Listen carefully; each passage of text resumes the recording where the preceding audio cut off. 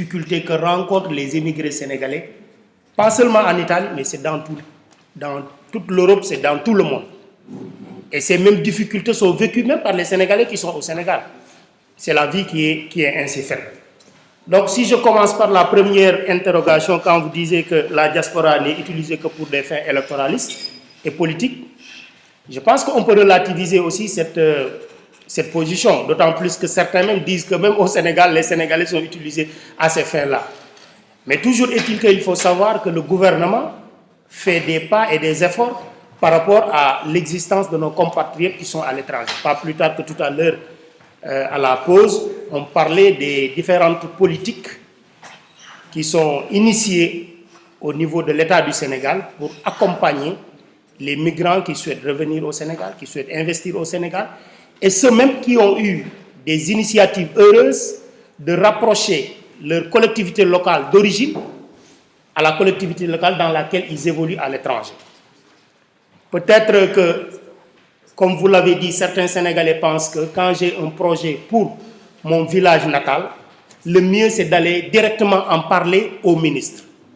Alors qu'il y a des structures qui sont préposées et disposées à vous accompagner et à vous faciliter la possibilité, par exemple, de ramener une ambulance, de ramener des lits d'hôpital, ou bien collecte de médicaments, ou en tout cas un certain nombre de commodités qui peuvent accompagner les populations que vous avez laissées dans votre village d'origine.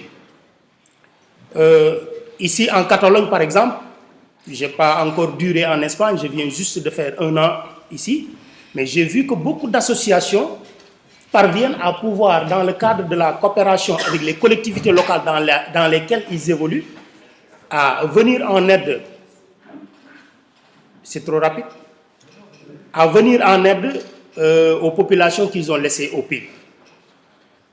Pas plus tard qu'il y a 2 semaines, il y a une ONG Andam qui est venue nous contacter pour proposer aux populations de Touba et de cette localité-là des journées de consultation en amenant par devers eux des médicaments et d'autres matériels d'hôpital dont ces cases de santé qui se trouvent dans la localité ont besoin.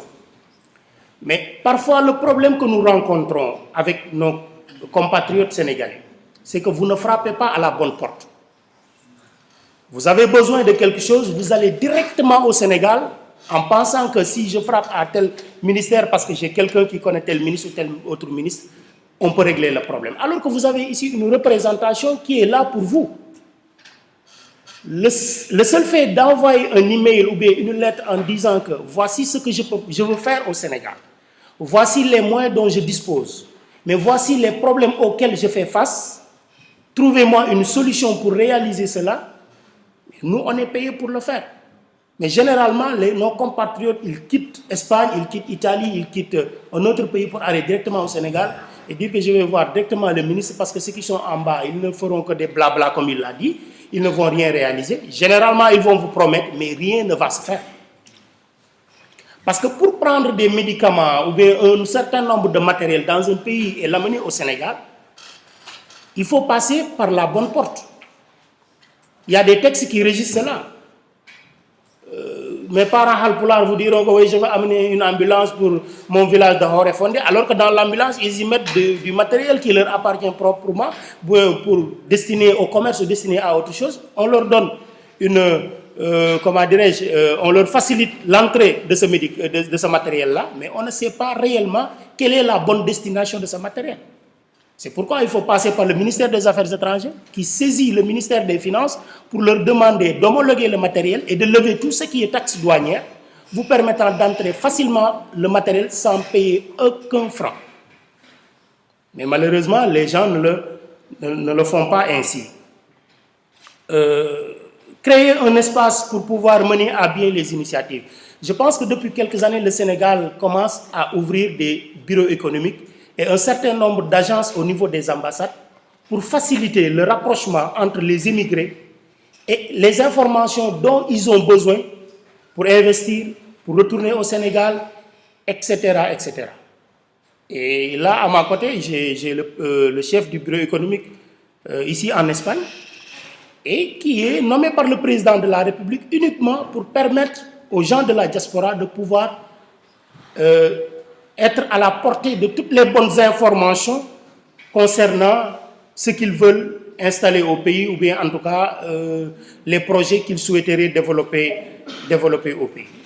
En tout cas, pour résumer tout ce que vous venez de dire par rapport à vos initiatives malheureuses, c'est vrai, ça existe, on le sait, et d'autres se sont plaints dans le passé, mais généralement c'est parce que nos compatriotes ne passent pas par là où ils doivent passer. Beaucoup de Sénégalais, par exemple ici en Espagne, travaillent avec des investisseurs qui sont prêts à aller au Sénégal. Mais généralement, qu'est-ce qu'on voit? Vous allez directement au Sénégal sans avoir même les bonnes informations. Et à partir de là-bas, vous frappez à toutes les portes, tout est fermé, ou en tout cas on vous promet, on ne réalise pas. Vous revenez avec un sentiment d'amertume parce que tout simplement vous pensez que les gens ne veulent pas que les choses se développent au pays, mais parce que tout simplement vous n'avez pas saisi la bonne personne qu'il fallait saisir. Récemment, on a reçu un de nos compatriotes qui est ici à Madrid, à Barcelone, qui est allé jusque dans la localité de Tamba avec un Espagnol qui souhaiterait investir dans les énergies renouvelables, avec un bon projet qui est faisable, qui est bien faisable parce que le Sénégal actuellement traverse des difficultés réelles en matière d'énergie, mais c'est parce que tout simplement il n'a pas frappé à la bonne porte qu'il a fait poireauter l'investisseur pendant plus de 4 mois au Sénégal. Et en revenant, ils ont contacté l'ambassade et on a travaillé avec eux. Et maintenant, je pense qu'ils ont vu la bonne voie et ils sont en train de réaliser ce qu'ils souhaiteraient réaliser. Encore une fois de plus, je pense que les idées sont là, les initiatives sont là, la bonne volonté de l'État du Sénégal est là. Certainement, comme vous le savez, parfois vous pouvez aussi rencontrer des gens qui ne sont mus que par des choses qu'on ne peut pas qualifier. Et de ce point de vue, ça pourrait quand même faire retarder la personne et par conséquent lui donner un sentiment, comme vous dites, que les gens ne souhaitent pas que les choses développent. Mais je vous assure que si vous avez les bons contacts et si vous passez par les bons chemins, vous parviendrez à pouvoir peut-être réaliser un certain nombre de choses par rapport à cette vision. Muchas gracias. Pediríamos para las siguientes preguntas si pueden ser dirigidas para el señor Badara, que está ahora mismo al teléfono, aprovechando que está todavía, y luego podríamos seguir haciendo preguntas más para las personas aquí presentes. Así que, preguntas orientadas para el señor Badara. Hay una por ahí. No. Ahora, je ne sais pas si je dois parler en français ou en espagnol, mais de toute façon, je vais essayer d'alterner entre les deux, parce que je suis dans la culture entre l'Espagne et la France, donc on m'entend là? Sí. Voilà. D'accord. J'aimerais moi, je voudrais interpeller M. Diagne par rapport à son exposé, que j'ai trouvé très intéressant. J'avais relevé un certain nombre de points. Bon, premièrement, il a parlé de l'importance des collectivités locales au niveau du développement.